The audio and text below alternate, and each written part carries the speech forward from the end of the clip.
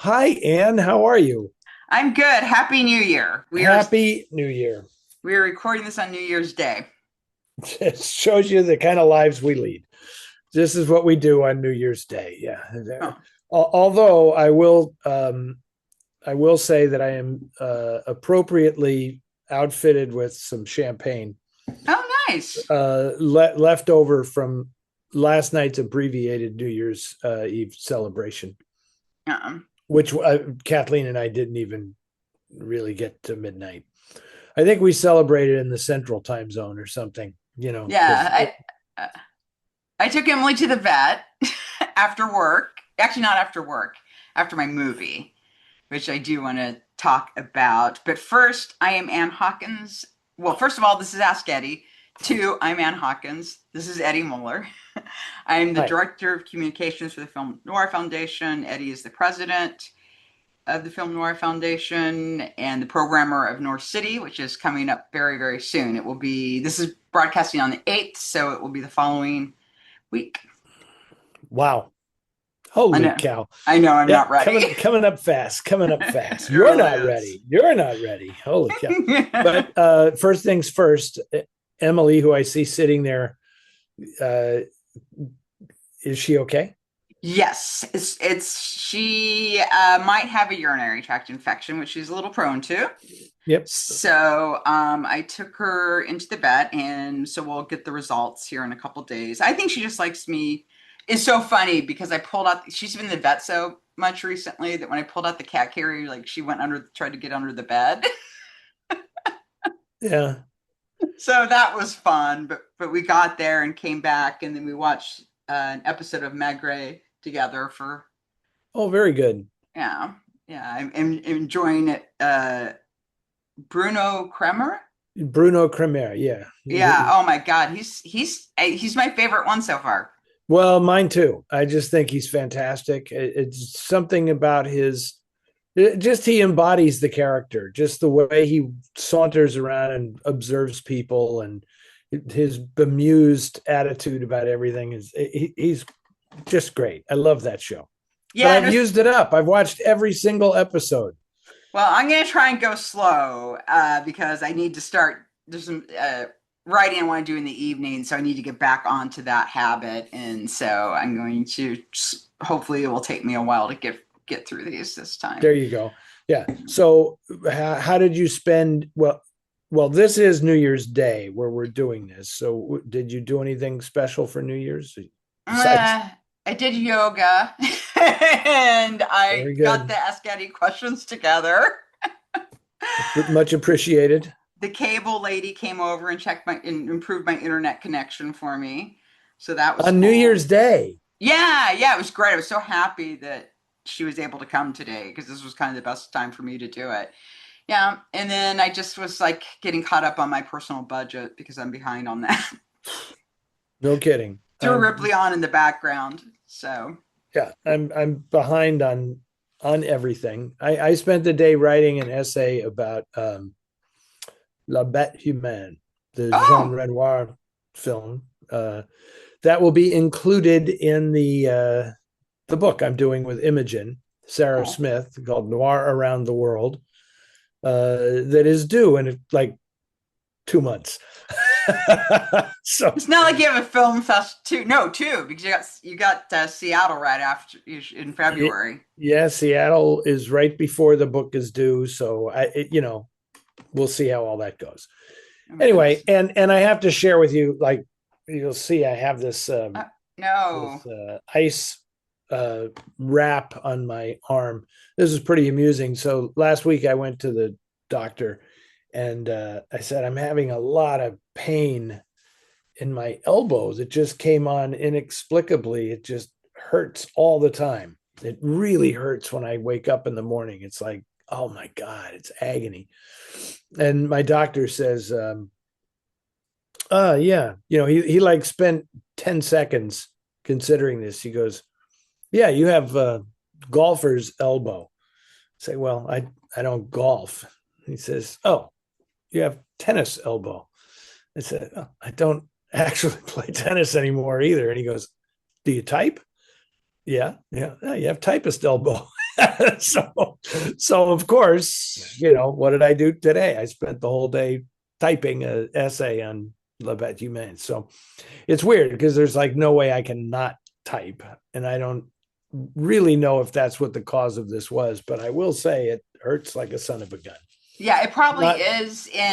There's a thing called a Pomodoro timer, and you set it for 25 minutes, and then every 25 minutes you get up for 5 minutes, and that will really help with any repetitive stress injury that you have from typing. yeah, I mean, I've applied those techniques for like the last 10 or 15 years, but Yeah. which is why I don't really think that's what this is. I think Yeah. there's I think I tore a little something, a ligament or something in my elbow. And because it's just not going. I mean, I'm icing it. He said just ice it and take um I can't take ibuprofen, but whatever the other Can you take uh, naproxen? uh Because that's the thing I, that's really helped me the I most with that kind of pain. yeah, I have. I don't actually have any around, and it was not prescribed, so we'll see. Right now, the my own suggestion is just more champagne. I've also the champagne thing is also because I've recently been. We'll get into this when we get to the part of our show where we talk about what we've been watching and reading and listening to lately. But I can't wait to do that part. I'm really excited well, about okay, it. then I'm not gonna talk about that. I'm gonna save the champagne thing for that because Okay. it relates. Okay, so should we rock and roll here and Yes, start going? You want to start off, or you want me to start? I'll start. Every month, I watch the Warner Archives Blu-ray update featuring George Feltenstein, this Feltenstein. Feldenstein, the senior vice president in charge of theatrical catalog marketing and digital distribution, who oversees the restoration of older films in the studio's library. I have two questions. First, has Eddie ever worked with George in securing movies for Noir City or in any restoration project? You want to do that one first? Yes, indeed. George is one of my closest colleagues and confidants in the movie business. I've known him since we started doing the Noir City festivals. And I mean, that's not just me. George is a good friend and colleague to everybody who does this. Just a great guy. Yes. And he had, provided a lot of help in securing movies for the upcoming festival in Oakland. So yes, I work very closely and very well with George. What are the dates of the upcoming festival? January 16th to the 25th at the beautiful Grand Lake Theater in Oakland, California. 24 films, all about musicians and noir. And if people want to see the schedule, buy tickets, buy passports, which I highly recommend, you can go to noircity.com. Correct. And based on that Christmas show we did, which was a sellout, I have every anticipation that we're going to do extremely well in this year's festival. My friend Elizabeth Bougerol, lead singer of the Hot Sardines, is Ms. Noir City for 2026, and she will be appearing at the Grand Lake on the opening weekend, along with our, revered musical director Nick Rossi. And so there will be music as well as movies and banter and all that stuff. We'll also be having some really, really good music on the opening weekend and beyond. Cool. Okay, and by the way, this was submitted by Michael, our friend Michael in Post Falls, Idaho. And here's his second question. How would the impending sale of Warner's to Netflix or Skydance potentially affect George's position, since the goal of Netflix especially is to be a streaming service which ignores any films prior to the 70s? It feels like our film heritage is doomed because of the marketplace. I think I would say, Michael, don't worry. You're overreacting a little bit. Not that you're wrong, but okay. They've made this mistake previously with George, where they actually, when AT&T bought Warner Brothers and that whole thing, the initial debacle happened, they let George go. He went from being on staff at Warner Brothers to being in a consulting capacity, and they kind of realized the mistake they had made. And so George was brought back, much like people were brought back at TCM after they were let go. And fortunately, cooler heads prevail who think about things other than money and so George is back, and George is vital. I don't. I I mean, Michael's concern is well founded because there's no upside to everything being funneled into fewer and fewer hands in the corporate environment. It's something I've been talking about and warning about for like 15 years. Not that it's made any difference whatsoever.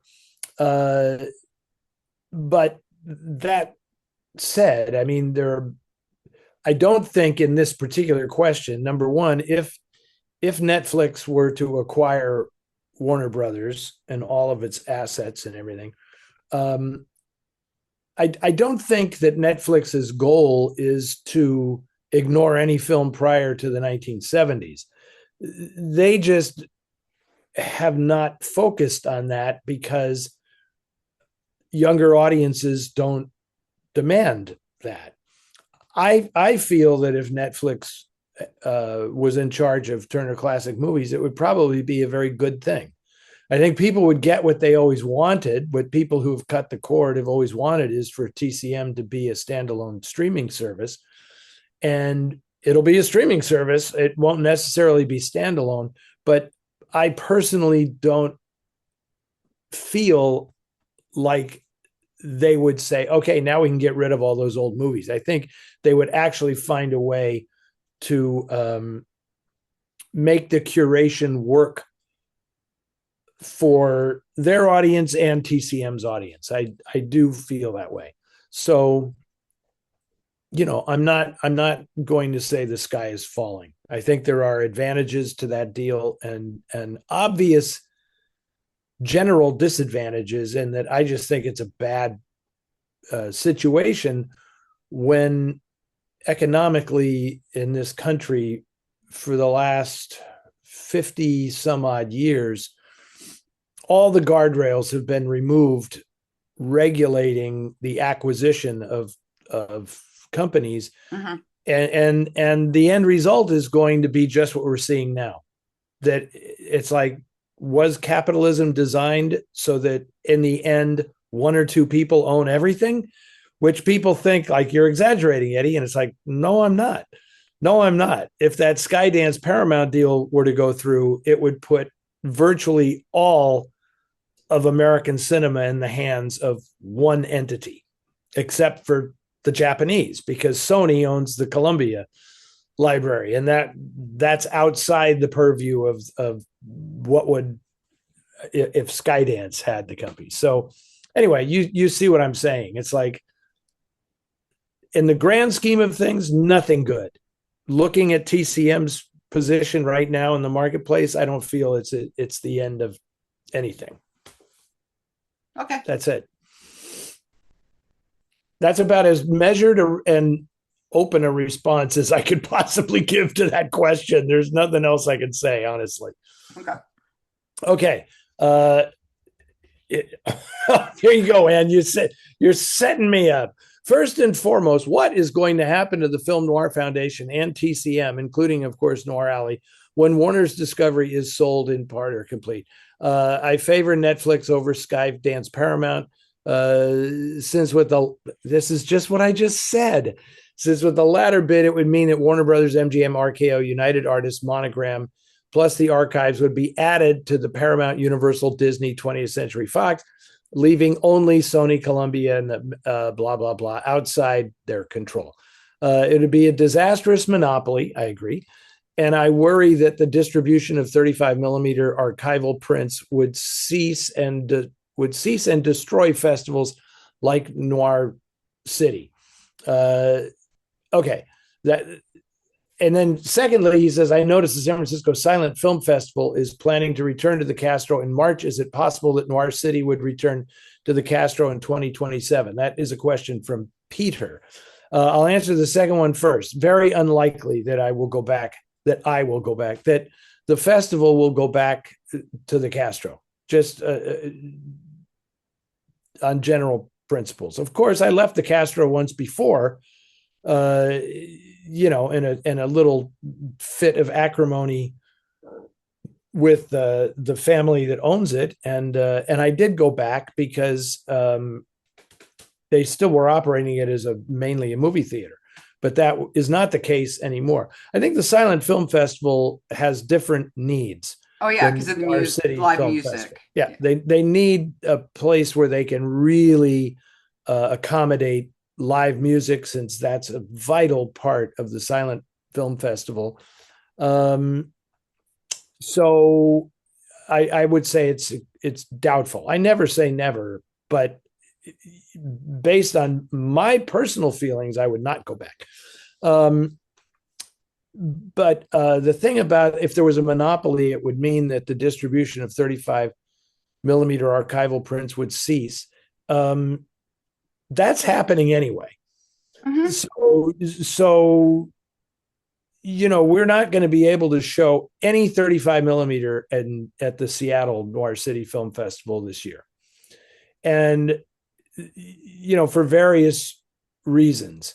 And I just think that's just becoming more and more common, and I don't like it, but I honestly don't know what to do about that. I just think it's part of a trend in the culture where convenience dominates every decision. Convenience and the profit involved dictates every decision. So, showing things digitally is massively convenient.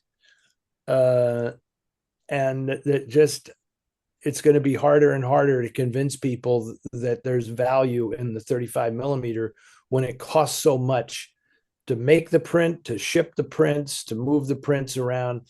So it's very hard anymore to say that the people who want to do things digitally, they're the villains, because the issue is just the culture in its entirety, right? Because that's what the culture prioritizes. They prioritize convenience and ease, and I don't know what to say about that. I just this afternoon, Kathleen and I went to a just for fun. There's a great lifestyle store not far from us that has beautiful mid 20th century furniture and art and all this stuff. And we drop in every so often just to check it out. And I picked up this cookbook from 1964 that appealed to me. It was called the How Not to Miss the Cocktail Hour Cookbook, or something like that. And the basis of this cookbook was how to prepare dinner parties without being stuck in the kitchen while everybody's having a good time drinking out in your living room, right? So I opened this book and I started looking at it, and nothing spoke to me. Nothing has spoken to me about the difference in the culture in terms of the way we parcel out our time than this thing, because these guys were saying these are simple, easy to prepare recipes, and they're recipes for bouillabaisse, seafood crepes, all of it from scratch, like making the crepes and cooking the crepes and making the seafood filling and doing all this stuff. And it's literally these were recipes that took an hour or more to prepare. And in 1964, they were saying, this is when you just have to whip something up. And today, you would not see in a cookbook anything if it takes less than 10 minutes, nobody's going to do it. Right. It's like, how can I make this in 10 minutes? Anyway, I don't know why I got off on that tangent, but it's just like the time is so different now because of the way we have moved into digital technology and all this stuff. It's so incredibly our attention is gone. We have no patience for anything. And that's one of the real issues as to why 35 millimeter is going by the wayside. Don't take this in any way as an endorsement of that, but it is a reality. So there you go. And I just want to encourage everyone regarding food because I spend several hours meal prepping for the week, on Saturdays, and it will save you money.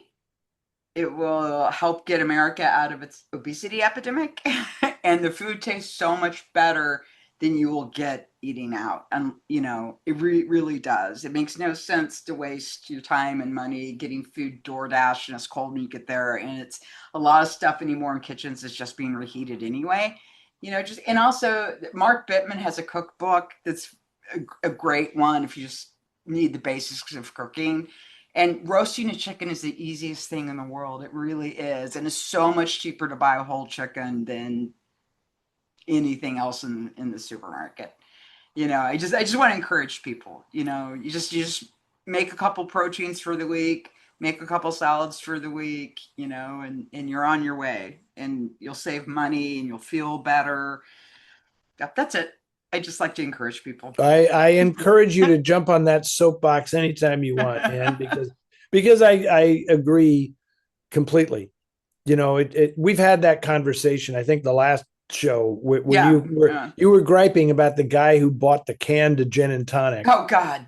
And then that got us onto like robot deliveries of food and Uber Eats and all of this stuff that is just so utterly useless and unnecessary, and entire industries being built around stuff that's just not necessary. And it's just because people don't learn how to do any of this stuff on their own, and they don't appreciate how wonderful it is, It is, and knowing that, but that like at the end of the day, when I look at my refrigerator and everything's stacked up in this little containers, it gives you such a peaceful feeling because you're like, all right, I can start my week with no problems. Oh yeah. No, it's and people can change and get into this, because when Kathleen and I have been together over 40 years, and I remember in the early days, when I was starting to develop an interest in cooking and I don't consider myself a foodie, but I know what's good. And Kathleen at one point said, if I could just take a pill to get my nutrition, that's what I do. Because, she is a businesswoman and she's like, I don't want to waste my time doing it. She has completely changed thanks to COVID. And now it's like she's the one out there going to the farmer's market and, squeezing everything and picking the best and, buying the spices and looking forward to cook. What are we having tonight? I'd like to make this or that, and she savors it. Whereas in, 20 years ago, it was just like, who cares, but she found the secret there. So I'm all for it. Okay. Let's get back to film noir. Okay. This is Gary from Brooklyn. I would love to know what your favorite Cornell Woolrich movie is and what your favorite Cornell Woolrich book is. For me, I'm between the movies Phantom Lady and Rear Window, but my favorite book is definitely The Black Curtain. Speaking of books, I'm really enjoying your book, Dark City Dames. It has inspired me to seek out more of Claire Trevor's movies. That's a good thing. Always. This is kind of a tough one. Mm-hmm. I think I've established my since I do get asked this kind of stuff a lot, you kind of have to, well, what am I going to say if they ask me this or that? I think my favorite Cornell Woolrich novel is probably Rendezvous in Black. Mm. I think is my favorite one, which is very much like The Bride Wore Black, only better in my estimation. Um, the favorite that's the book. Rendezvous in Black has not been adapted to the movies. It's one of the few Woolrich books that hasn't been. Uh, as for the movie, there are so many that I like for different reasons. Obviously, I'm very fond of the one that we restored, right? No abres nunca esa puerta, the Argentinian film that was, Yeah. his short stories. I love that. Of the Hollywood films, man, there are a lot. Um, I'm very fond. I like Phantom Lady, although I think French Tone kind of wrecks it. Doesn't wreck it, but he's a weak link in that film to me. I'm very fond of No Man of Her Own, the Stanwyck Mm. film based on I Married a Dead Man, which I think is just fantastic. I like Deadline at Dawn, even though it's goofy and it's it's almost comical, but it's so damn enjoyable. I love every goofy moment of it. Um, Obviously, I like Rear Window, but interestingly, it doesn't feel like a Cornell Woolrich Yeah. movie to me. It feels like an Alfred Hitchcock movie, right? Um, you know, the Noir City, we're opening with Black Angel, right? With the which is pretty darn good, So there's a lot of. I love The Window, with Bobby Driscoll, and it's almost a perfect movie. So all of those, and I'm sure there are ones I'm forgetting. Um, anyway, thank you very much, Gary, for the nice comments about Dark City Dames. I have to tell you, this is a good start to the new year, and because just before Christmas, um, the rights to the book Dark City Dames were sold to make a film. They were sold to producer James B. Harris, who is the guy who, of course, produced Stanley Kubrick's The Killing and Paths of Glory. And Jimmy is 96 years old now, and he thought it would be a great idea to do a documentary film based on Dark City Wow. Dame. So That's fantastic. yeah, that is happening in 2026. So something for all noir fans to look forward to. That's I'm not going to talk that much more about it because it's really, really yeah. in the early stages, but it's real because Jimmy signed it already, signed the deal already, right? They were like, it's almost Christmas. Like, can't this go until the new year? And he said, no, I want to make this deal right now. So that was pretty cool. Yeah. So really quickly, my favorite Ulrich movie is probably Black Angel, just because it's one of my favorite Dan Duryea films. It's one of his beautiful loser roles, which are just my favorite films of his. So I have, and I'm so excited it's opening night. I'm just beside myself when I saw that. And novel, I think, is The Night Has a Thousand Eyes. There's just something about Interesting. that Yeah. story I find it really special. And I love, of course, the movie with Edward G. Robinson is wonderful too. But just He's so fantastic in that film. he's incredible. I mean, that year that we did, I think were the films all from 1949 or 47 for one of our North cities. I think we did I think it was either 47 or 48. Now, Yeah. Night Has a Thousand Eyes, I believe is 1948. I Then it think. must have been 48. And we showed like I think 4 films with Edward G. Robinson that year. And All My Sons was one of them, and yeah. yeah. And it was just like he was completely different in every one. Just Yep. completely different and completely fantastic. I just don't think maybe he's as well known now, but I mean he's one of the greatest film actors of all time. I mean, he's just stunning and he could because he could do anything.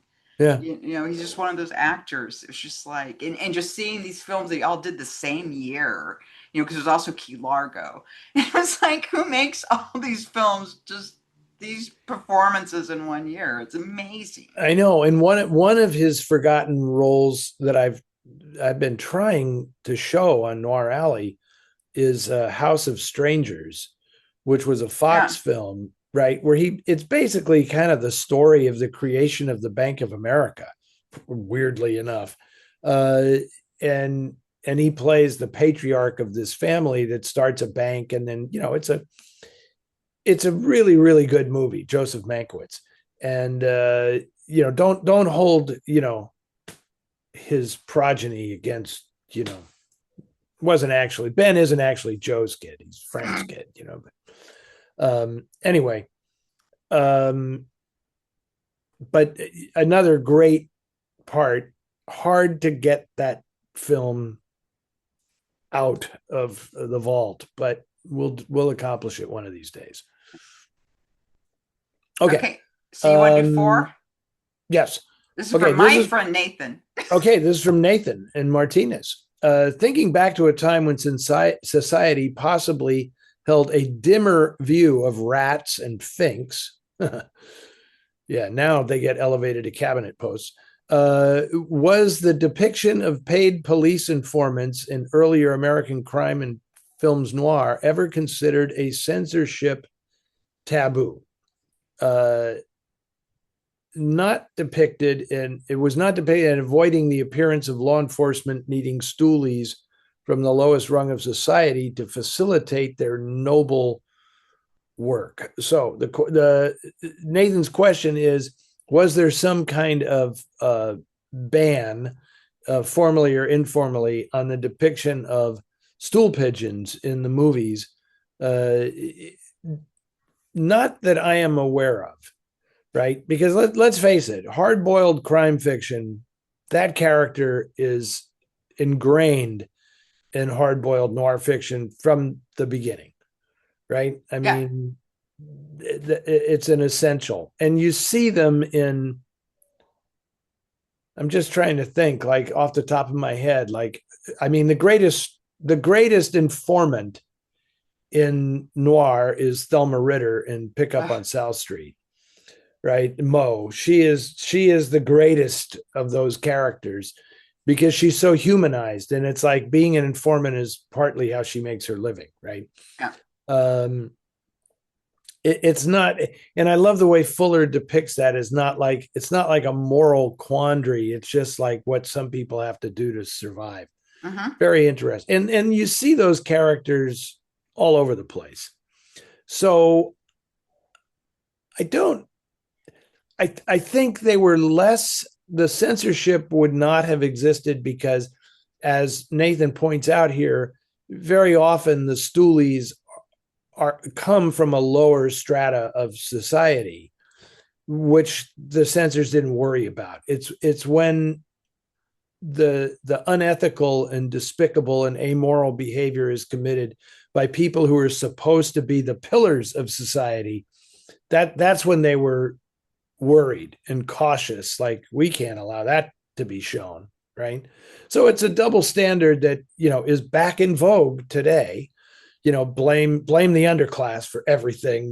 They But I don't think there was any kind of written prohibition against these characters in movies. And I would just have, I'm sorry, because when we were talking about this, like I always think about Police Squad. I don't know if people have seen Police Squad, but that was the origin of the characters for the Naked Gun movies. Right. And Police Squad only ran, I think, maybe 8 episodes and it got canceled, and it is hilarious. But there's always this thing where Leslie Nielsen's Frank Drebin goes to a stoolie, and the character actor playing the stoolie was great. And he starts to give him money for information, but then the stoolie asks a question back and hands the money back, and just like back and forth giving each other money for information. And so it's like every time I like think of a stoolie, I always just think of those That's scenes. pretty good. Yeah. Oh God, they were great. Yeah, yeah. No, my favorite joke in Police Squad of all time I was two people at a party and they say, let's go out to the Japanese garden. So they go out, onto the balcony and there's all these like Japanese American people standing up.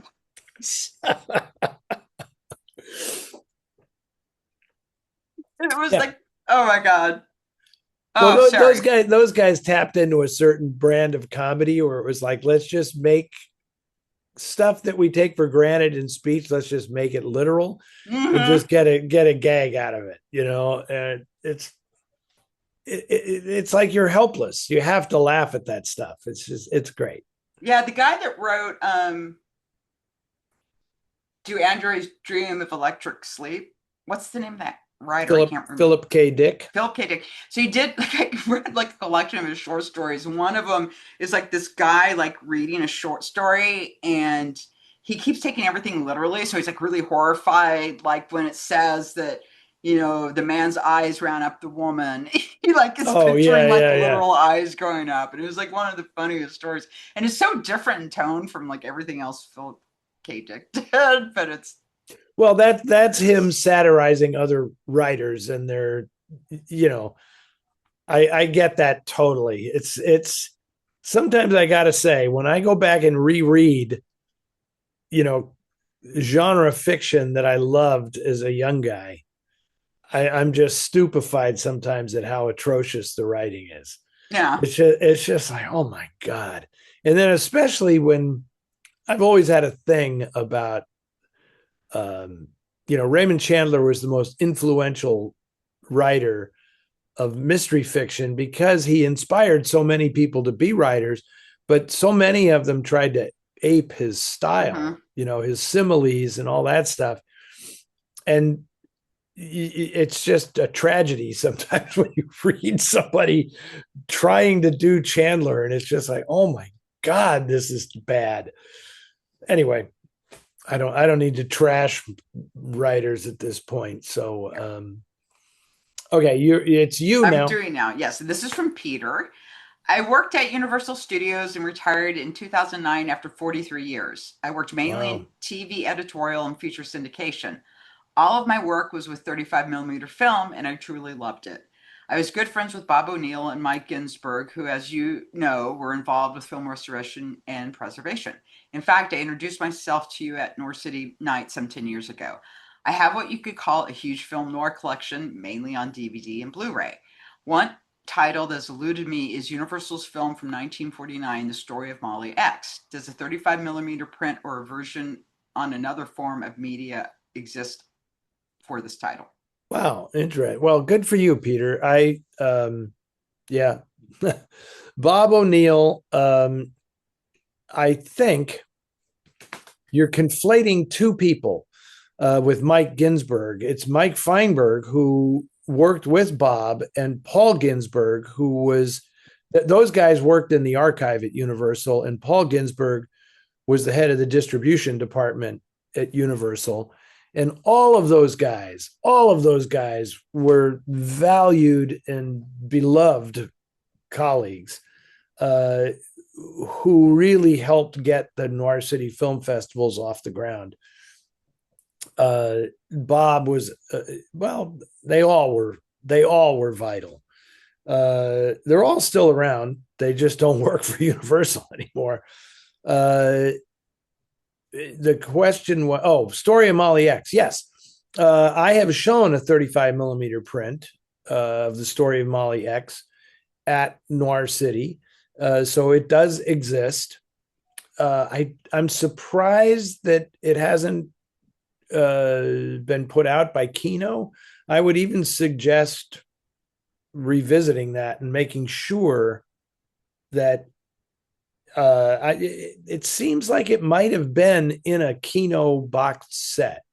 I'm not going to go look that up right now, but somebody watching this can check that out. But because it feels to me like I saw it in a Kino box set, and it's a very worthwhile film. Crane Wilbur, who was virtually, it's very interesting, Anne, of since since the Film Noir Foundation has gotten into all of this in the last 25 years and stuff, there are certain uh, performers and filmmakers who've undergone kind of a renaissance because they had fallen completely through the cracks.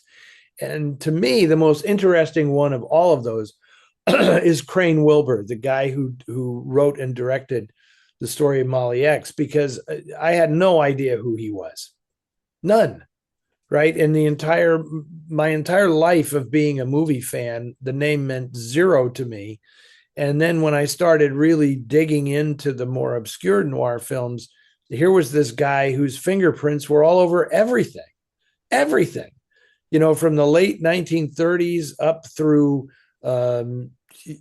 stuff like this, Canyon City, women's prison, uh, inside the walls of Folsom Prison. He made a lot of prison movies, but he's involved in He Walked by Night. He's involved in the Phoenix City story. I mean, he's one of the crucial figures in film noir that nobody knew anything about. So, it's interesting that we've kind of helped revive his career, and yet not everything is readily available. But Yeah, I would love to have a copy of that because that is one of two films that Elliot Lewis was in. And Elliot Lewis's nickname was Mr. Radio because he was probably the most important person in radio as an actor, writer, director, producer. I mean, just an amazing talent. I literally have a photo of him in my bedroom. wow, wow, okay, see, another character who this film could help resurrect. Yeah, Yeah, and what's her name, June Havoc, he's wonderful in it. she's great, and I really like her. She's a terrific actress who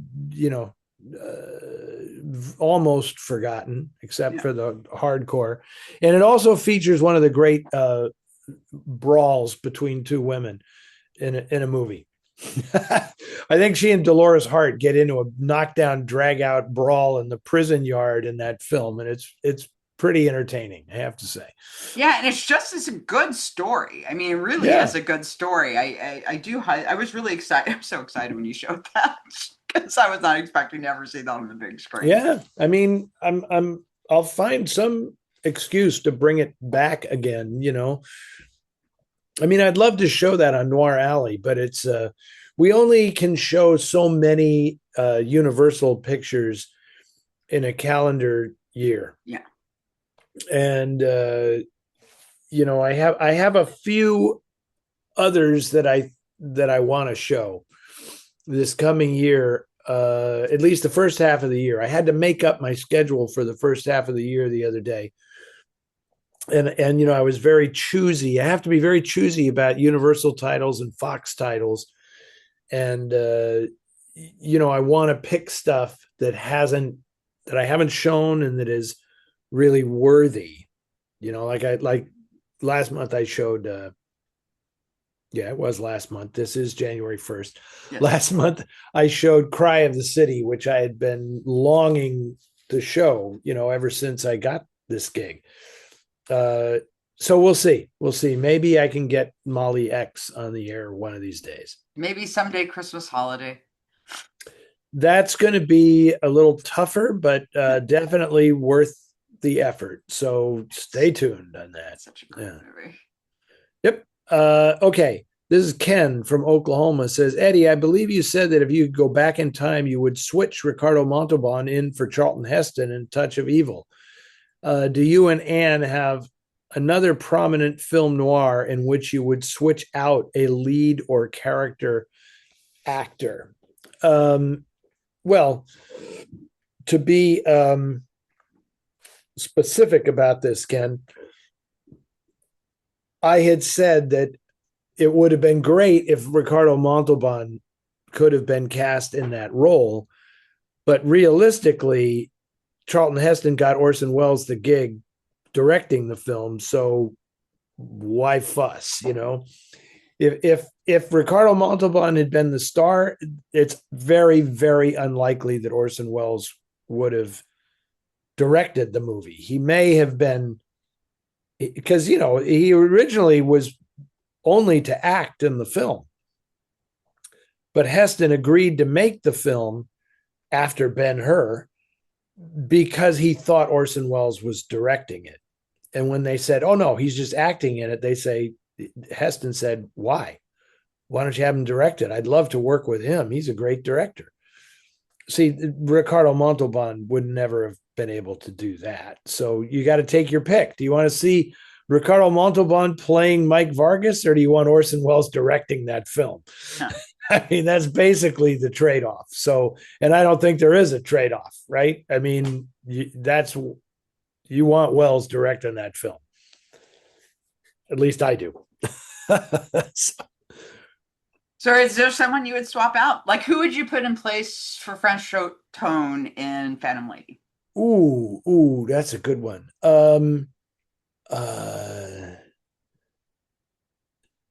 George McCready. Ooh. I would put George McCready in, and I mean, he's a little more obviously villainous, but I think if you asked him to kind of cool it and ramp it back a little bit, I think he probably could. There was just something about, I felt like Franchot Tone didn't respect the material. So he was kind of goofing around and Yeah. overplaying everything. You know, the bit with the hands, you know, hands are capable of incredible things, you know. It's like, Jesus, this guy is so yeah, I'd cast George McCready in just about anything, honestly. But he had to be kind of urbane and sophisticated as well. So, you know, I don't know. Yeah, or it might have been Clifton fun Webb. to also Clifton Webb. Yeah, it would have been nice to have somebody that just like you were really totally shocked by it. Like it was totally out of left field. You know what I mean? Where you just weren't expecting him to be that character, you know, because he hadn't done something like that previously. So I don't know. Right. Well, of course, one thing you could do, what if they just switched the parts with Alan Curtis and Franchot Tone? Oh yeah, yeah, What if yeah. Franchot Tone was the wrongly accused guy and Alan Curtis was the seemingly nice friend, avuncular friend who turns out to be the killer? Right? I mean, Yeah, that would have worked. Yeah. that may have worked. You know, it would be hard for me to believe that Ella Raines would fall for Franchot Tone. Right? Because she's clearly in love with the guy. That's an important part of the whole thing. But anyway, the other thing about these questions of who would you, and I apologize for this because I know it's a total fantasy game. It's just fun. But I always think like, well, it couldn't be that person because they were under contract to a different studio. Yeah, right. Right. So it's like there's no point in saying Richard Conte would have been better in this or that because Richard Conte was under contract to Fox. Fox, yeah. So there's no way he's going to do that because they're not going to spend all that money to get him for some B noir film, right? So I mean, Conte did all of his best noir stuff at Fox, right? So Cry of the City and Thieves Highway and House of Strangers and all those are all Fox films, right? Until his contract was up. And then he did all kinds of other stuff. But even though I wish they had put someone else besides him in Whirlpool. Yeah, I know. George Sanders would have been good for that. Yeah. that was not appropriate casting for Richard Conte. And the bow tie just kept making me crack up. I know, like, I usually don't get distracted by costuming, but Richard Conte in a bow tie was so freaking jarring. It's like, see, he's a psychiatrist. He has a bow tie. It was very, right? Don't you think it's always difficult to picture, and no offense, Richard, but it was always kind of difficult to picture him in, like, for lack of a better term, like white collar occupations. Yeah. Richard Conte was great as a truck driver, as a soldier, as a mafia hitman, Yeah. but when he played like in Whirlpool when he's playing a shrink or something, and then in the Blue Gardenia where he's the newspaper editor, Yeah. I have Yeah. a hard time seeing Richard Conte as the editor of a major metropolitan newspaper. But you He's know not what's he's not yeah. bad in the film at all, but it's just like, I think somebody else should have been cast in this. But you know what's really weird? What's the guy that was he died on his boat under he had a heart attack on his boat. He was a film noir guy and he usually played bad guys. Steve Cochran. Steve Cochran. He did a film where he played like a tabloid editor. Was that like Scandal Scam. Incorporated? I can't remember the name of Some, it. Maybe okay. it was like one word title, like Scandal. Anyway, he's like a real SOB, and he's installed his mother in Park Lane, but like people despise him, and he's like Van Johnson's in it and stuff. He is so great in that, but it was like I couldn't believe it. He really did it because it was so different from anything else I had seen him in, but he pulled it off.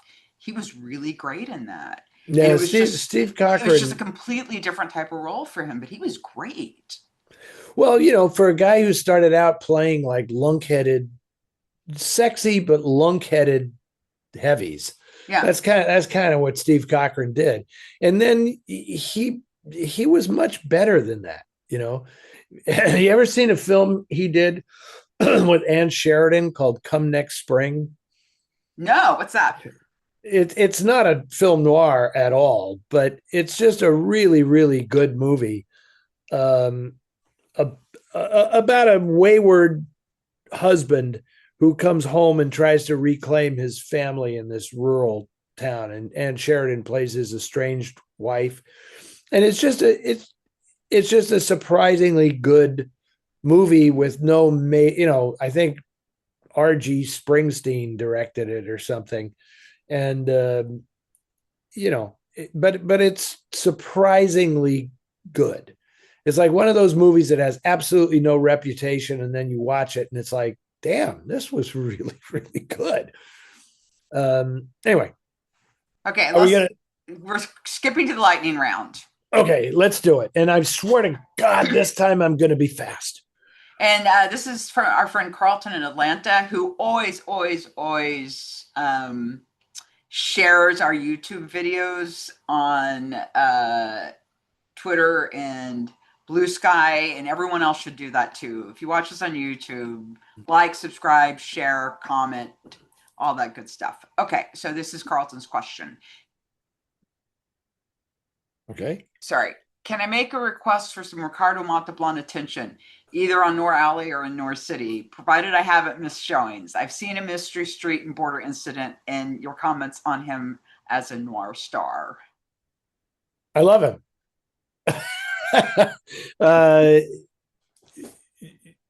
well, I've shown both of those movies on Noir Alley, and I've shown them all at the Noir City festivals. I will say this about Ricardo Montalbán: he was the most. Whenever anybody says, "Who was your favorite interview subject?" that's kind of my default answer was Ricardo Montalbán, because he appeared at a screening at the Egyptian Theater years and years ago, and I at the end of that conversation, I felt like that man has nobility. That's what it felt like. He was just so dignified, and there was a sense of nobility about him that was really, really admirable. So his film work aside, which I think is pretty damn good, I just think he was a very great person, and I was always very impressed by this moment in the interview where I said, what was your greatest disappointment in your Hollywood career?" And he said that Hollywood tried to convince people that I wasn't Mexican. He says, I'm from Mexico. I'm a Mexican. And they had me playing everything but a Mexican. in movies. I was a Venezuelan, I was a Cuban, I was, from here, I was just Latin and blah blah blah. He says I played everything except what I am, which is a Mexican. And he said, and I love Mexico. And he was like, "Viva Mexico," And it was beautiful. It was just beautiful. He And so did get to play a Mexican on Columbo. there you go. It's the episode set in Columbo. He plays a I, I matador. I love the fact that you were able to bring this back to Columbo.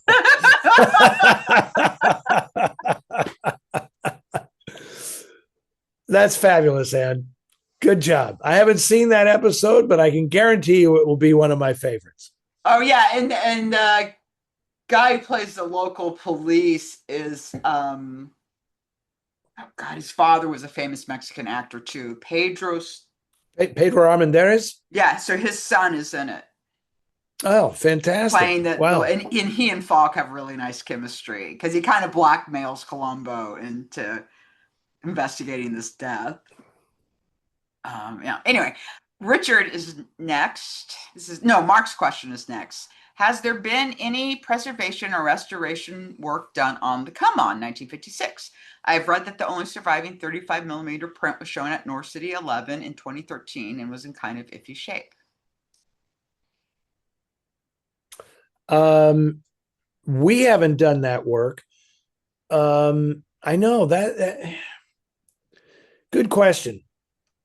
And something to consider and perhaps pursue, because it's a pretty entertaining movie. It's Ann Baxter and Sterling Hayden. Did you see it when we showed it at Noir City? Yes, and the scene with the male slot is one of the most freaking disturbing things I've ever seen in a movie. It was so gross.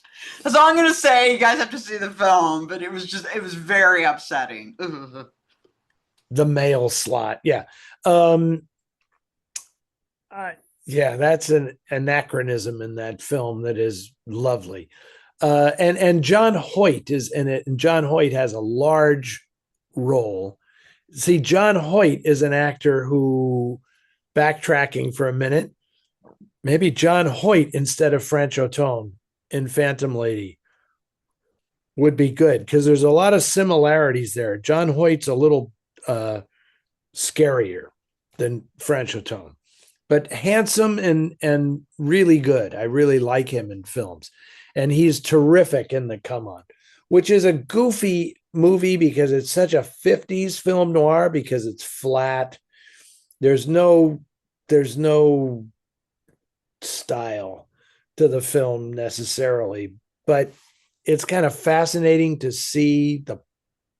The plot is so convoluted, and the dynamics between the characters are like something you'd find like in a Coen Brothers movie, years and years later, but it's just played out in this flat 50s style. I can't even remember right now the name of the director, but he was a publicist. Russell Birdwell is the director's name. He was a publicist for the studios, and I think it was the one film that he made as a director. And yeah, it's surprisingly good. And yeah, we need to look into that. Okay, and this question is from Richard. What are your views on widescreen noirs? Panavision CinemaScope is not effective on the close-ups. VistaVision 1851 is the best. I like it when filmmakers use the format effectively. And if they don't, then it's like, what was that? Why did they do that?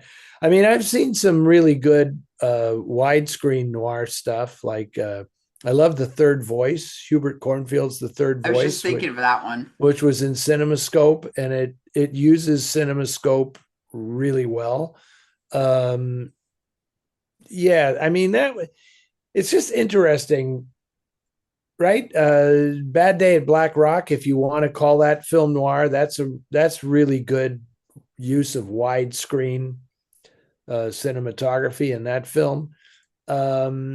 there's got to be a reason for it, you know.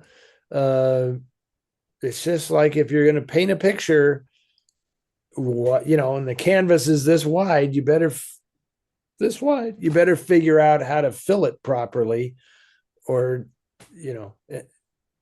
Anyway, quite honestly, who asked that question? Who's the name of the Richard. person? Richard. I don't think that much about formats. It doesn't. That's all. I don't know what else to say about that. I only become aware of the format when I feel it being misused. Like there's all this frame. Why is something interesting not happening in all this frame? Then you start thinking the director has no feel for this and they're forcing him to do this because it was like the trendy thing to do at the time. And, it's just.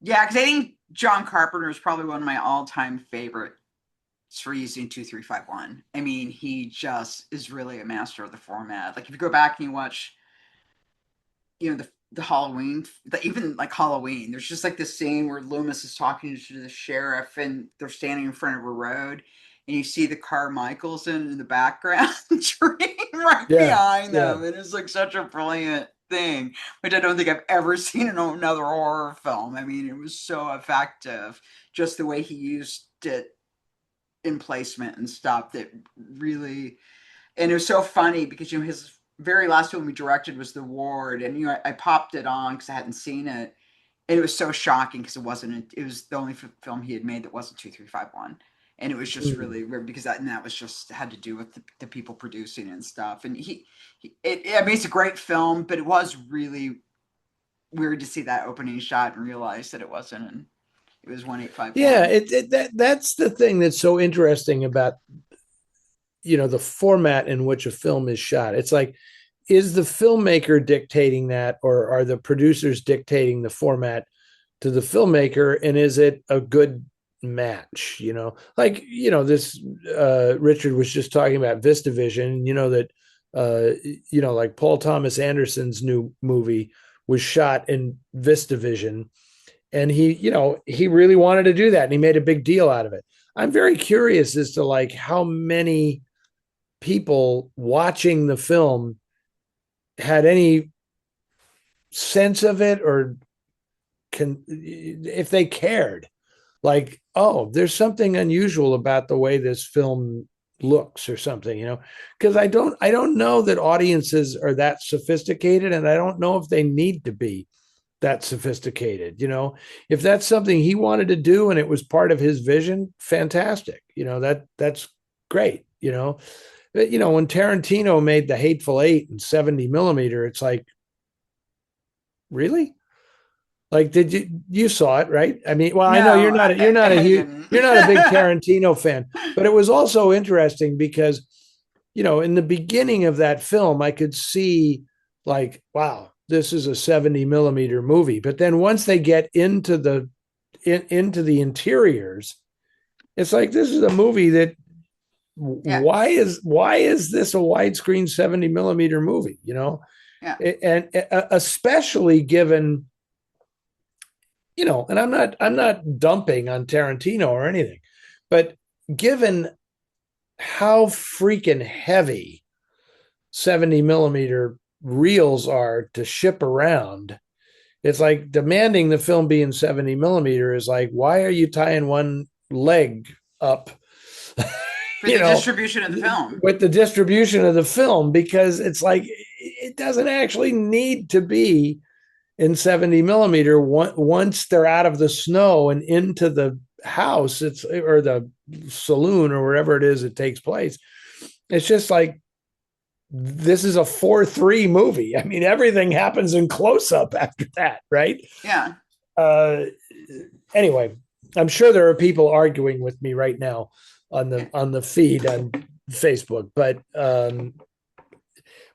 again, it just all depends on what is the director, what's the vision, and is the vision sufficient enough to require adapting everything to fit that format. Yeah, That is because interesting.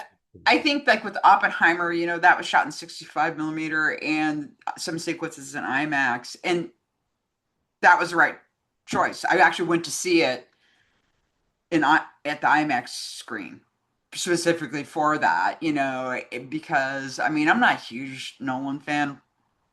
He really needs to work on writing female characters. Maybe get a friend to do it for him. But I mean, visually, that was completely worth seeing. I mean, it's one of my greatest film experiences, which is funny because I'm not a huge Stanley Kubrick fan. But seeing Barry Lyndon in 70 millimeter is one of the best film experiences of my life. I mean, that's my favorite film of his. And I would argue Kubrick, you pretty much have to see on the big screen. His films Yeah, just yeah. don't play well on the small screen just because he really uses long shots really effectively, in a very still camera. So, I mean, he's one of those people that I'd say, yeah, that's totally worth seeing in 70. True enough. True enough. That well, from well, you can throw Spartacus into that mix, but it really was starting with 2001. Yes. Where Yeah. because all the films before, like Yeah. Lolita and And Paths all of that was, Glory and The yeah. Killing and all, those things, they're great on a big screen, obviously, but they're not the visual. Well, Paths of Glory is a pretty visually spectacular film, I have to say. So ignore everything I just was trying to say. But I think you know what I'm talking Yeah. about. Once he reached 2001, every movie he made became like this incredible visual spectacle where it was essential to see it on a big screen. A Clockwork Orange is not the same on a small screen. Barry Lyndon is not the same on a small screen. Yeah. And I think too, like his last film, the one with Nicole Kidman and Eyes Wide Shut. yeah, like I think if people had seen that film in the theater, it would have a better reputation. Because I I saw saw, it in I the saw it in the theater. theater. Yeah. I mean, it's not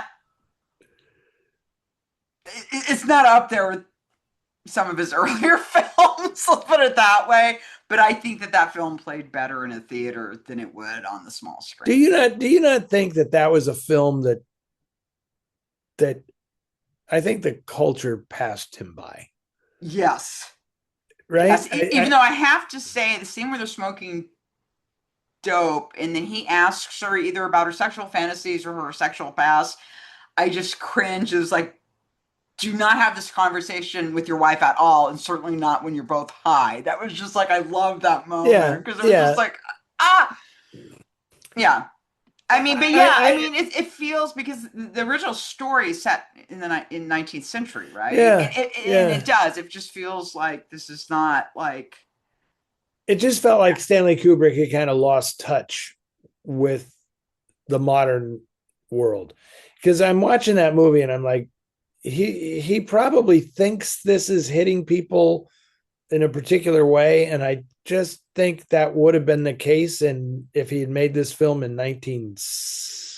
1970, maybe, yeah, to get in all the provocative stuff he wanted to get in, but not have it be like, what the hell? Yeah, yeah. anyway. Because to me, that's not in those parts of the film aren't the parts of the film I particularly like. I like the husband and wife dynamic, and some of Yeah, that to yeah, me is the really good part of the film is their dynamic, yeah. because And it's Nicole it's it's Kidman very is really good in the film. She's really good. yeah, I have issues with Tom Cruise, honestly.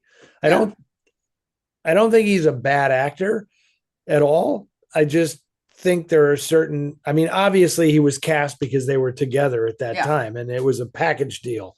yeah, Uh, Now I wonder, this goes back to an earlier question, yeah, like if you could cast somebody other than Tom Cruise, it might have been, I don't know. I yeah, honestly, I'm saying all of this based on one in theater screening of the film that did not work for me. And at some point, I should go back and watch that film again. But guess what? I have thousands of other films I need to watch before I do that. Okay. Are we still in the Yes, we're still lightning in the round? lightning Yeah, round. yeah. Okay, Some this is, lightning round. I This know was. we're not lightning very well. Okay, this is from Oh, Brian. Would you characterize the outfit directed by John Flynn, 1973, as a neo-noir? Seems a bit nihilistic, which was typical for the late 60s, early 70s. What's your opinion of it? it's like the definitive neo noir. No? Yeah, I mean that film is like a landmark because it's moving into a new era while paying homage to all of the old stars. Because Marie Windsor's in it, and Elijah Cook Jr. is in it, and Jane Greer is in it, and Tim Carey's in it. But Robert Duvall and Joe Don Baker, Robert Ryan is in it. Uh, yeah, it's I like that movie very much. I like it more now than when I saw it originally back in the 1970s, where I thought like, it's okay, but it's not great. But now I really like it because I understand what Flynn was doing, and I kind of just like the way I like all the characters in it. They've it's great. Karen Black is in it. She's terrific. Yeah, good. That's good stuff. Total neo noir. Okay. Um, and this is from James. Do you consider Babyface Nelson with Mickey Rooney a film noir? I don't. It's one of the many low-budget gangster movies produced in the late 50s, early 60s. I like them all, but there's nothing noir about them. What do you think? It's hard as hell to see. Didn't we have a question about this recently? Like, why is Babyface Nelson so hard to see? But I tend to agree with that assessment. I think a lot of those late 50s gangster movies, they kind of get lumped in with film noir because people want to extend the classic period a little bit into the late 50s. But they're gangster movies, right? I mean, Yeah, they're not really film noir to me. yeah. So I'm going to agree with that assessment. I mean, if I was doing a Noir City festival, and it made sense to include it, either because of where it fits in a chronology or you know overcompensating tough guys is the theme or something like Yeah. that. Like, yeah, I would shoehorn it in, but it's certainly not going on any list I might make of great undiscovered noir films because I don't really think it is. Okay. So let's switch back here to, so that was the last lightning round, so that's good. This is, We still ate up like 30 minutes on the lightning round. I know, we I got a little just forget that distracted. it's a lightning round, and I I know just it's, yeah. yeah, we Okay. gotta be better about that. And I love this question because I think it may be the shortest question we've ever had, but it's a great question. So thank you for being concise, Umberto. What 1930s films do you consider true film noir? This is probably the Umberto that I know in Florida. Yeah, fantastic. Umberto, thank you for the question. Um, well, I'm going to say right off the top of my head, because I was writing about it all day today, is La Bête Humaine, the Jean Renoir film with Jean Gabin and Simon, is fantastic. Uh, Obviously, and Pepe Le Moco, another one with Gabin. Uh, as for Hollywood films, um, let's see. There are some, but they tend to skew a little, like we were just discussing. They tend to skew a little more toward gangster films than film noir. Are there? What about you, Anne? From the Any 30s? any from the 30s that you think of as, because I've shown a fair amount of stuff like Okay America and Afraid to Talk and Laughter in Hell. These are Was these there are one? all films that I've shown as noir that aren't normally characterized as such, but There's one with Edward G. Robinson, two and 2 seconds. yeah, 2 seconds is pretty noir. Um, there's all Safe in Hell is a pretty noir film. Um, I'm trying to think of what other.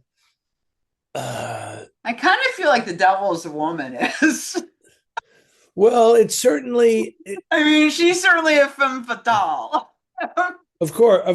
But it's interesting you say that because I think people treat von Sternberg movies like Hitchcock movies. Yeah, They're von Sternberg movies, yeah, right?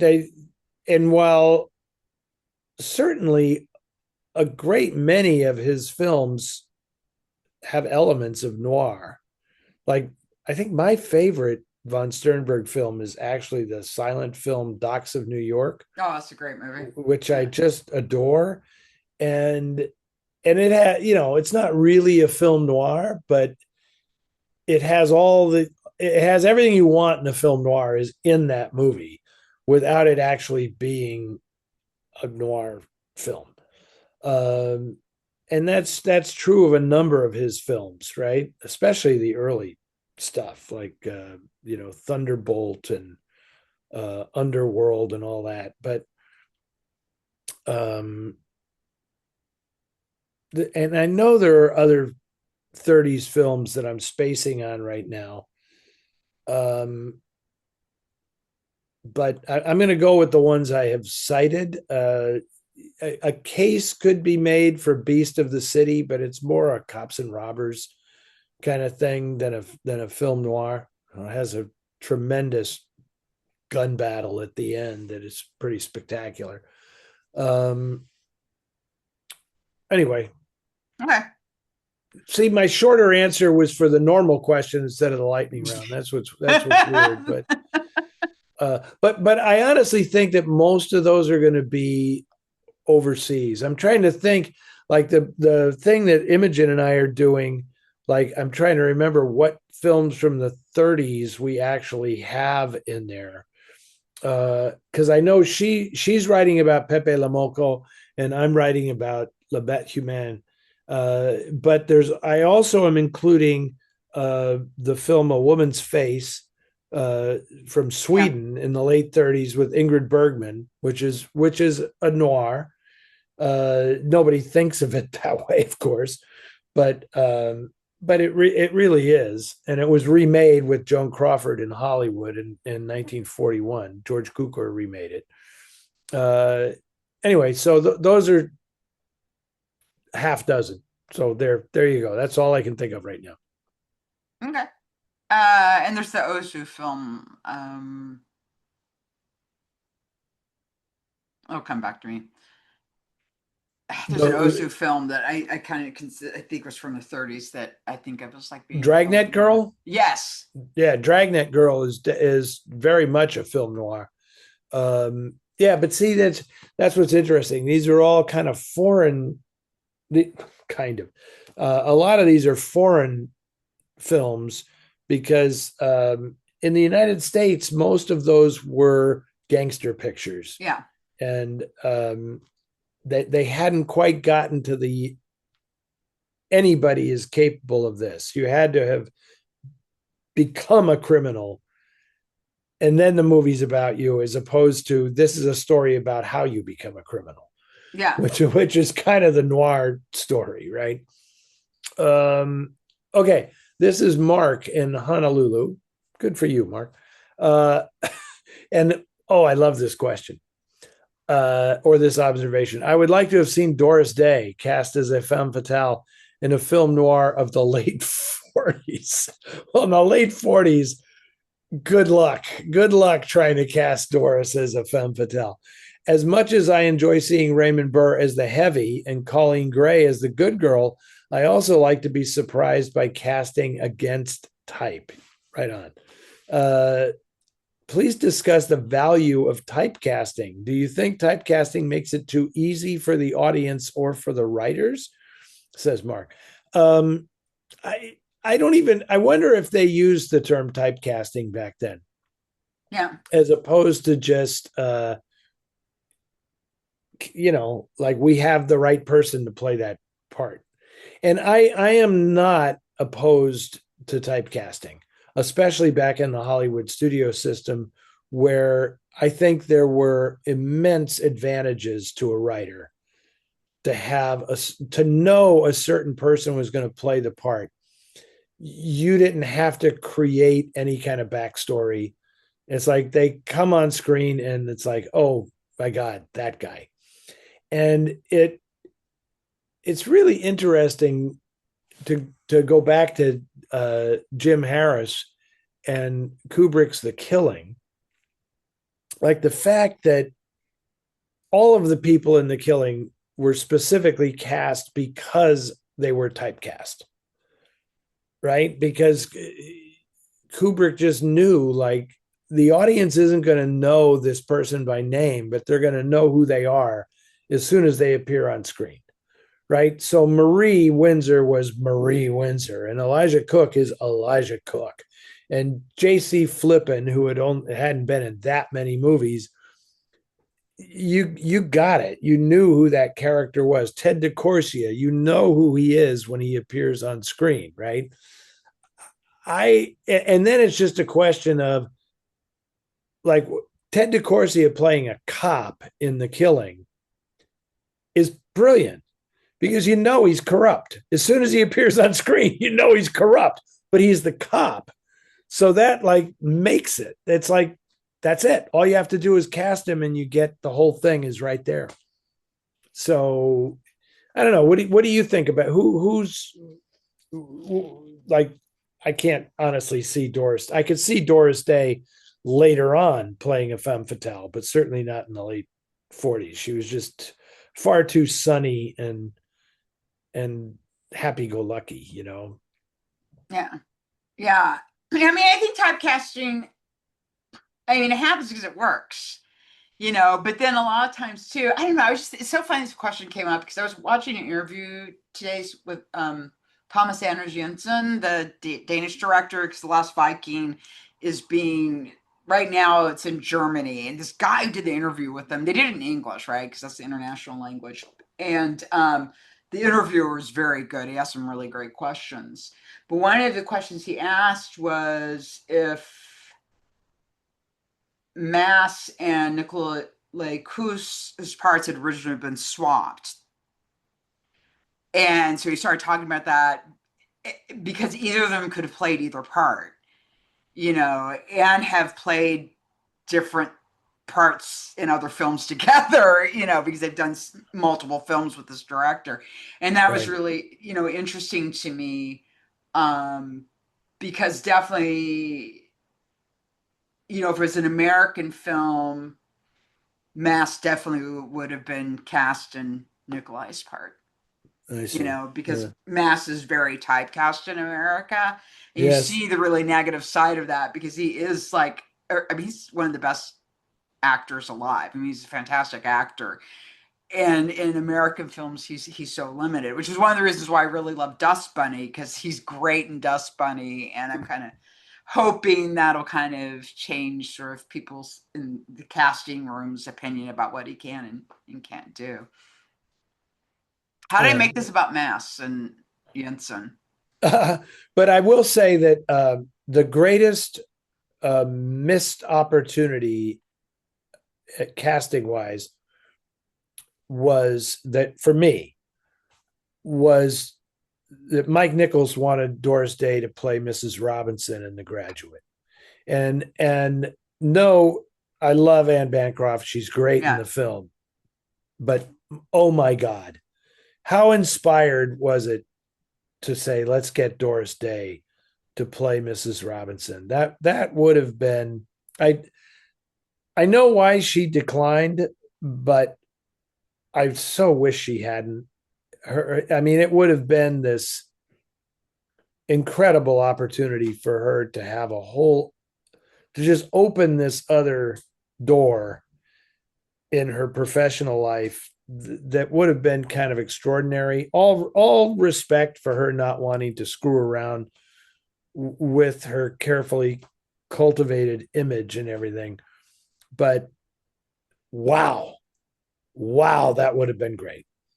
Yeah, it's just like the Houston for Reflections, the Golden Eye wanted Audie Murphy for the Marlon Brando part, and Yeah, that would have see, been this actually a is good film yeah, because Brando sucks in it, and he's yeah, I love completely miscast. that kind of inspired casting is just amazing, and it's also great when people like Mark is suggesting here when they have the ability to cast, against type that can be really exciting, you Yeah, well, know. I mean, it's just like Houston cast Audie in the Red Badge of Courage. Oh He's the yeah, most yeah. decorated soldier of World War II, and he plays a coward. I mean, Plays a coward, yeah, and and he's boy, fantastic in it. yeah, too bad about that movie. It's just Yeah. kind of mutilated. It still has its moments, when you watch it. It's like you see what it could have been. But and anybody who hasn't read Lillian Ross's book Picture about the making of that movie, it's one of the best film books ever written. It's a great book. Yeah. uh, anyway, okay, here we go. uh, I cheated and I looked ahead at this question, and this is a very elaborate question that we've kind of addressed already on these shows. But Yes. go Okay, ahead, so this Ann. is from Patrick, and it's a couple comments about one of my favorite noirs, The Narrow Margin. I'd be interested in your observations. As much as I enjoy the original movie, I feel it has two significant weaknesses to separate it from what the greatest of noirs. A, the twist of sending the key witness unprotected while Maigret protects a policewoman in disguise is difficult to accept. I can't see a police bureaucrat coming up with a scheme. We're simply told that for some reason none of the gangsters know what this woman looks like, but who on the police force could be absolutely sure of it?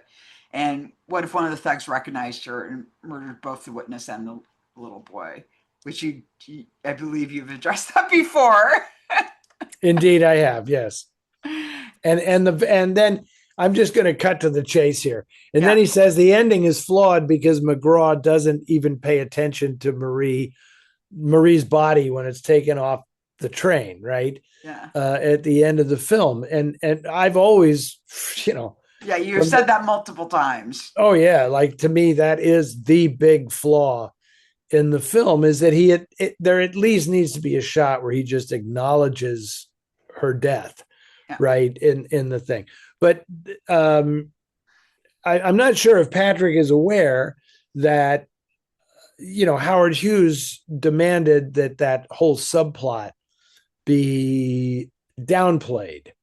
That the police were doing that because they knew that one of the cops had been reached by the mob, Yeah. and they wanted to know which one of the cops it was, right? And it turns out, of course, to be Don Badeau, who is killed in the first scene of the movie, right?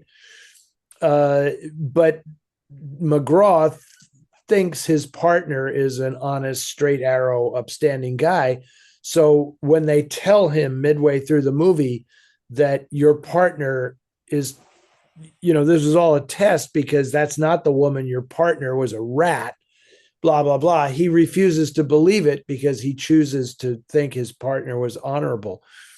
All of that was cut out, which would have made this plot a lot easier to understand because there were real human emotions behind it that just got cut out because Howard Hughes. It's funny, this goes back to our earlier thing about rats in movies. Was there a prohibition against it?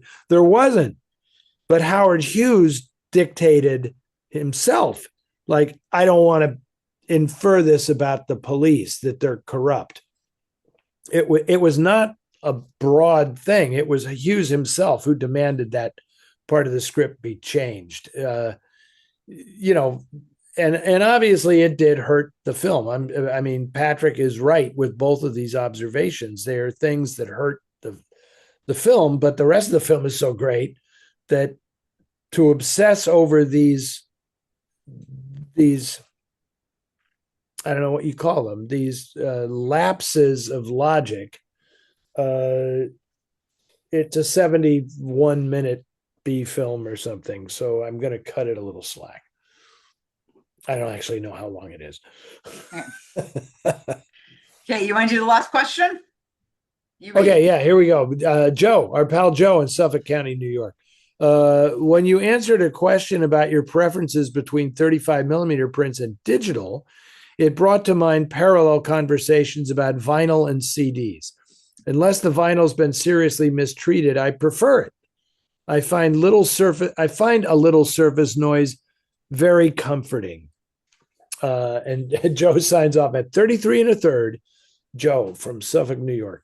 Um, I I agree, but the tricky part is, and this again goes back to that earlier conversation we were having about the convenience of digital and everything.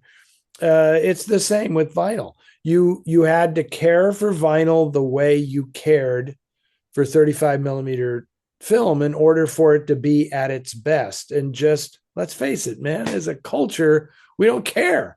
We just don't care about this stuff. We don't know how to care for things. We don't want to make the effort. It's more important to just give it to me when I want it and I'll take it in whatever form and blah, blah, blah. So, I mean, yeah, I would prefer to listen to music on vinyl, but it's involved. You don't just get to push a button. You have to take it out of the sleeve. You have to put it on a turntable. You have to dust it off. You have to do the whole Crank thing. the handle. Yeah, so and positive or negative, that's where this culture has gone. It's like we don't want to spend the time to get the optimum value because we can't even recognize or appreciate the optimum value when we have it. So what are you going to do, right? I mean, do you have any vinyl? Do you listen to records? Yeah, I need to get my turntable fixed, which has been an ongoing thing I have not done, but I still have some vinyl. Yeah. It's just weird, and I don't like it when people think if you prefer vinyl, you're an elitist of some sort. Well, no, I mean, because the problem with CDs is the sound file's actually compressed. Yeah, So you yeah. actually do get a wider range of sound on vinyl than you do on CDs. So there is a limit. So anyway, there's that. Yeah.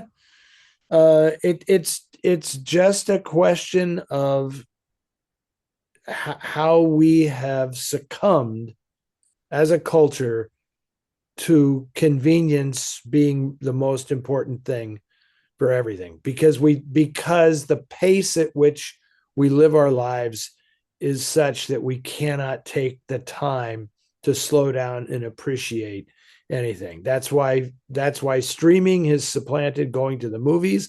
That's why streaming music has supplanted listening to vinyl records. And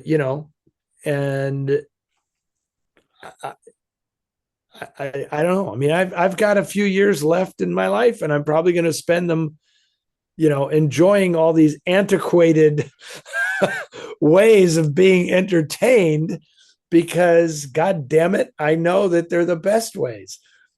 And you can't convince me otherwise. But I get it. I get why, I'm it's a losing proposition trying to convince some 20-year-old that they're not doing it right. That's not going to happen, So here's a funny observation. I want to end on this, Ann. Here's a funny observation. Rather than being a griper and a complainer, I'm going to try in 2026 to say, how lucky were we to live through the best of times? Because when you think about it, we really did. We have lived through an extraordinary era with the movies and the music and the books that we have enjoyed. Incredible, absolutely incredible. And now a lot of that stuff is being shunted aside for not the best reasons. And I could spend all my time complaining about that, or I could appreciate the fact that, hey, I got to live during the time when all this stuff was There absolutely you go. fantastic. Right. So, which brings me to the last thing. It wasn't, that's not the last thing I'm going to say. The last thing I'm going to say is the champagne thing. Yes. Right. So the reason that the champagne was so important this week is because I have been reliving my youth by watching the Avengers, Oh, by streaming the Avengers, right? yeah. And I have been driving Kathleen insane watching the Avengers and just wallowing in how influential that show was in my life. Right? I Yeah. mean, did you feel this way about that Yeah, show? definitely. It was a show. I adored that show when I was a kid, and then I enjoyed it later in life as well. And what I love about it is when I watched it the first time, I loved it. I loved everything about it to the point where I it was probably the first time I started recognizing names on credits and like, oh, Brian Clemens. He writes really good scripts, Yeah, and it was TV. You never noticed that with TV. You never yeah, looked at a director's name or a writer's name or anything.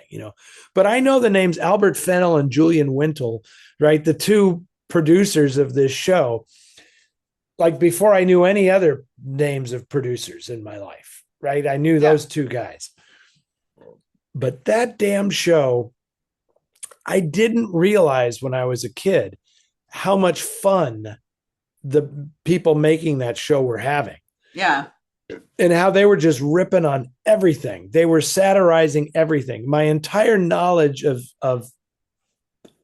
England was formed by that show, right? I mean, and they were having such a good time making fun of British society, but my God, that show was great. yeah. And Diana Rigg, Uh, uh, just I'm sorry, but the champagne, Steed always had a bottle of champagne. yeah, Wherever he was, there was a bottle of champagne to be found and enjoyed. yeah, And that show was the perfect storm. yeah, Everything was happening in that show. yeah, God damn it, it's great. yeah. So, so I've been going to the movies so much. So, I think I mentioned. So I saw Dust Bunny twice. Second time Okay. with Ted. Highly, highly recommend it. I'm so glad I got to see it a couple times on the big screen. Mass is amazing. The girl in it is phenomenal. The she's sort of the central character, and it's oh my god, it was so good. Where'd you see it? You saw it in the city at what I saw it venue? at the Metreon, and then I saw it at the Apple Van Ness. Okay. So those two places, and I'm really glad I saw it on the big screen because it's really beautiful. I mean, the art design and is gorgeous. My only complaint would be there's a really fantastic fight scene in Chinatown, and um, a lot of people just don't know quite how to edit martial art films correctly. So that was my only complaint was I thought that sequence could have been edited better.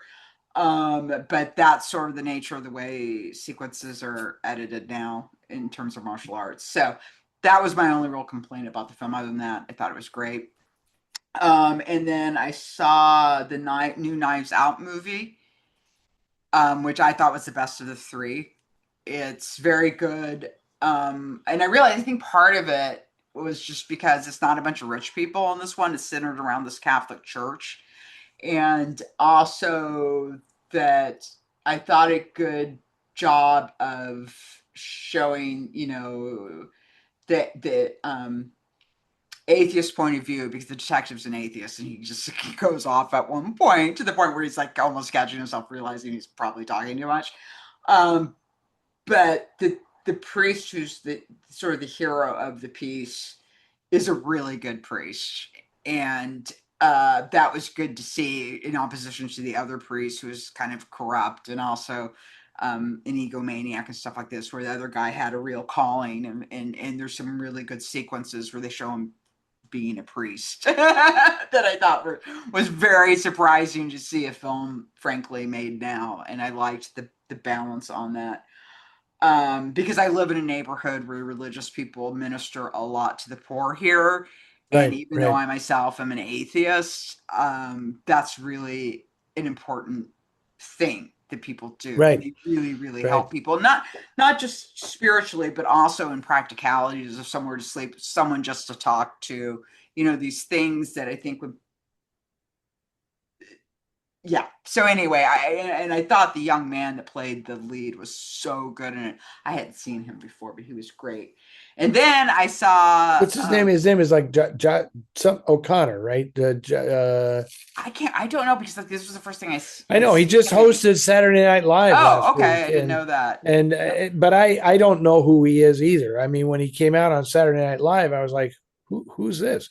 But then I realized he's the guy in the new Knives Out movie, Oh, which he's I'm great. happy to hear you say this because I will definitely watch it. I did not. I liked Knives Out. I did not. I couldn't even get through Glass Onion. I just gave up at a certain point because it just seemed so schematic and pointless. But I'm glad that Ryan Johnson has like found a new angle on this material Yeah. that people seem to be really responding to. So I will watch it, and I'm looking forward to it. And I think he did a much better job of this, because like Glass Onion, it's just like everyone in it is so unpleasant. And also it's just so many obvious statements about like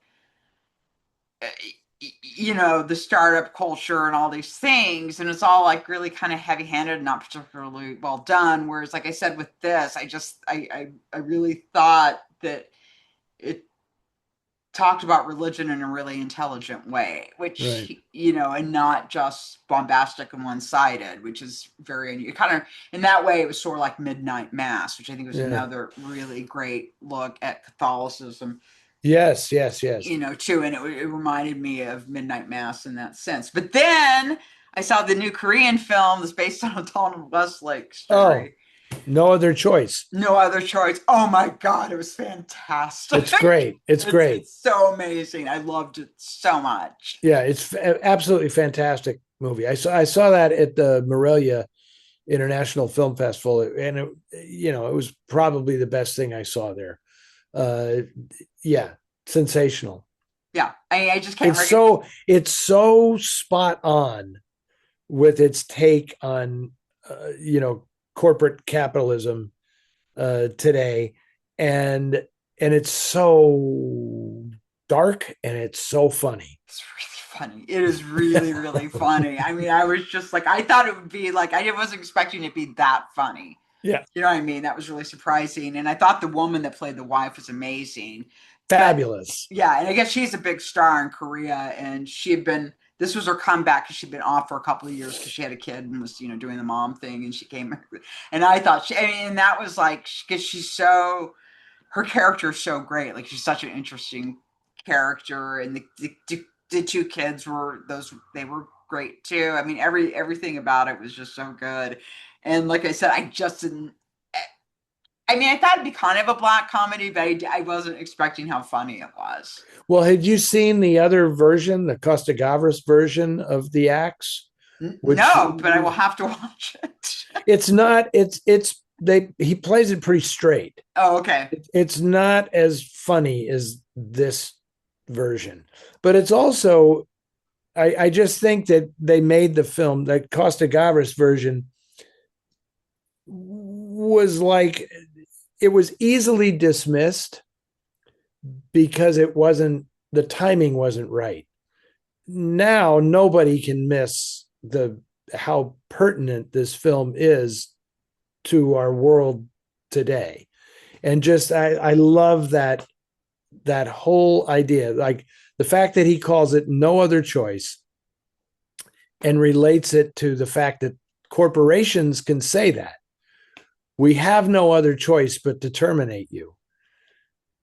But what about when an actual individual says, I have no other choice but to terminate you? Yeah. Yeah. I just thought that was absolutely brilliant, you Yeah. know. Yeah. So I really just really recommend people go see it because it was just really brilliant, and it looks great too. So I would definitely say see, and it was fun to see because I went on New Year's Park Eve. Chan-wook, he is Oh, one of the best directors working today, undoubtedly. yeah. Yeah, and I went to a 1:30 screening on New Year's Eve, so it had a full audience, and that was a great film to see with an audience. So they were reacting to the film, Mhm. like, Yeah, yeah, good, good, good, yeah, good. and I was surprised because it was so like it was like a lot more crowded than I thought it would be. And then I kind of thought, well, and part of that may have just been also because the star played the front man in Squid Game, and I'm kind of wondering if that was part of what was drawing people in because I was a little surprised to see it that crowded on It's very interesting because when I saw it at the film festival, it, I felt like the audience was being, it's a film festival. They're being very respectful, but I felt like the film was funny. Like it was encouraging the audience to just go with this. This is nuts, you know? Yeah. And yet I just said, I'm going to have to watch this again with like a non film festival audience to see how they react, Yeah, because people were laughing at parts and stuff too. People were really enjoying it, and it's which is all, yeah, interesting because it's very, very noir. And I don't think I don't want people listening to this to go see it and then be offended when the audience is laughing at it because it is incredibly black humor in this film. But you can't help but just crack up at some of the stuff that happens in this story. I know it's just so great. And I guess the other thing that I was gonna oh, crap, what was I gonna say? My thought just slipped. But I thought one of the interesting things, when you're watching a film, you kind of just go along with it. Like you don't question, okay, like the reality of why is this guy murdering people? I mean, this is it's ridiculous and stuff. You just kind of go with it and stuff. But then later on, he there's a story told about when he was a kid, and you're like, okay, now I understand why Oh he yeah, actually yeah, yeah, thinks this is a reasonable way to resolve this yeah, problem. yeah, So I like that because you get so caught up in those things, and also we just have a thing now when we watch movies that people do stuff like this and we just like accept it, even though nobody in the right mind would do it. And then you kind of get to the point where you realize, oh, I think I know now why he's not exactly in his right mind. yeah, yeah. And but But you know, but it's it's just funny. very, but it's not like a big huge thing. Like it's just really this very short conversation. You're like, Yeah. But okay, which is interesting because I had no problem going with the story. yeah, neither did I. You know what's funny? I have to tell you this, Anne. When I went to see the movie, I just said, "Oh, it's the new Park Chan Wook movie. I'll go see that." I read nothing about it. Yeah, So the movie's going along, and like 30 minutes into the film, I think to myself, Jesus, this is Donald Westlake's The Axe. They're going to get sued. I didn't know that it was, and then the end credits come up and it says based on Donald Westlake's The Axe. I was like, yeah, oh, okay, good. This was official because I did not have any idea at all. And because it uses that as a jumping off place, but it deviates from the novel more than a few times, right? In the depictions of these characters. So anyway, it was great. yeah, Highly recommended. yeah. That was when, like I said, that was definitely one of the best films of the year. I mean, just really, really brilliant. I mean, it's such a pleasure to to watch something that's so well written. I mean, it's just a Yeah. really great screenplay, and all the acting is fantastic, and visually, it's stunning too.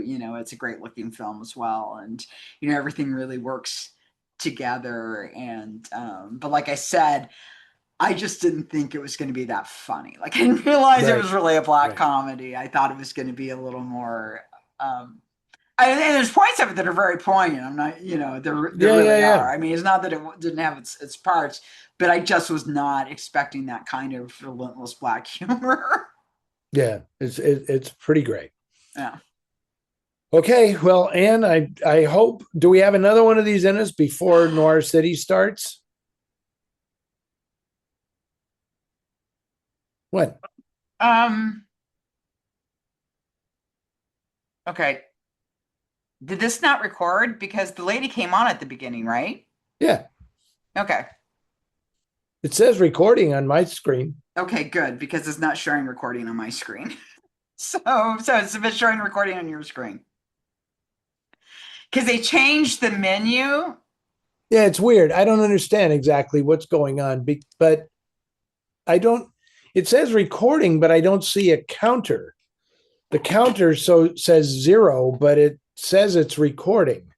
Yeah, and it said it was recording on my end too, because we turn it on and it always voices on and off. So I know. I hope hopefully It says this meeting is being recorded. Okay, great. So Okay, good. Because they changed the button layout. Like I had to go into a different menu and stuff, and it just says record. I'm like, well, because it okay. used to Well, be here's the deal. If we will find out. we'll We find will out when we find out stop. soon enough. And don't panic if it didn't record. Hey, we've been down that road before. Okay. And we'll just regroup at some point. But Yeah. I think we'll be okay. I think hopefully so. Okay, but now Okay. we've done almost 2 hours, so Let's that say was goodnight, fun. Gracie. But let's say goodnight, Gracie, because I got to go eat some food, Okay. and I will talk to you very soon. Okay. And I thank everybody Thank you. for tuning in, and we'll see you again real soon. Okay. Good night. Good night.